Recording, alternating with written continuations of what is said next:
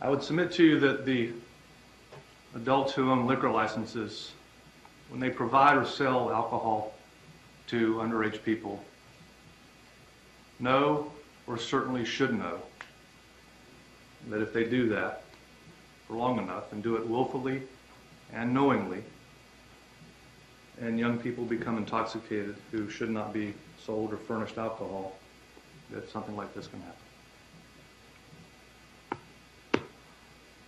Her mother told you that she had a bright and promising future. She was a young lady that would walk into a room, look you in the eye, and extend her hand to greet you, and would ask you about yourself. And she had a love for children, and you can see in that photograph of her with the kids beside the pool, the kids that she was teaching how to swim, you could see the joy on her face, and you could see the delight in the children's faces being there with her swim coach, Jackie.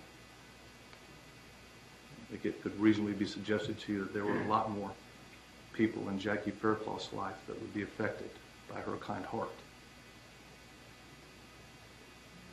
Her life today is light years away from that promising life that she would have led had this not happened.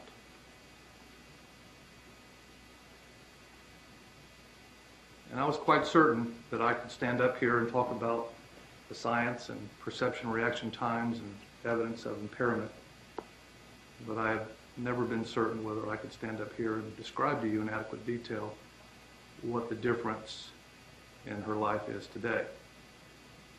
The best I can do is to suggest to you all the things that people on a routine basis take for granted, that she will never have again ever in her life.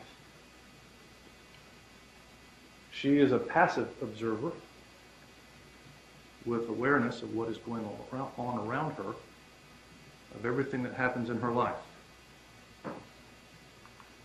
Her days are filled with physical therapy visits to keep her mobile, to avoid contractions, to keep her healthy. She will not communicate to her loved ones for love, for her appreciation for what they do for her, and in particular her champion, her mom, who has been by her side from day one. When a mom is not by her side, she must submit to a staff member, hopefully somebody she knows, maybe a stranger, a new staff member, to change her when she soils herself, to bathe her, to perform medical procedures on her to clear her airway. And as her mother told you, this would mortify young Jackie Faircloth, who's 22 years old today.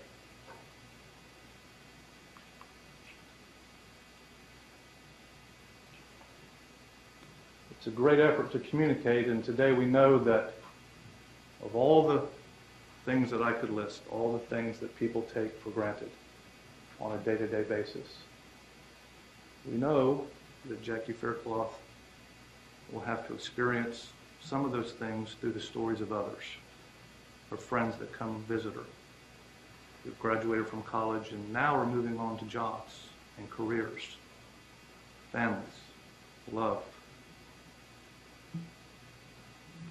She won't know that.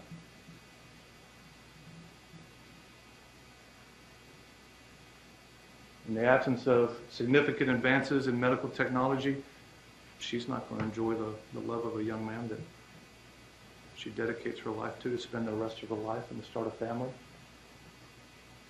She will not pick a wedding dress. She will not have a wedding shower or a baby shower. She will never be able to look at her first child for the first time, carry that child on her hip, read bedtime stories, and sing lullabies to that child. Mr. Carney told you this is a case you'd never forget. I agree.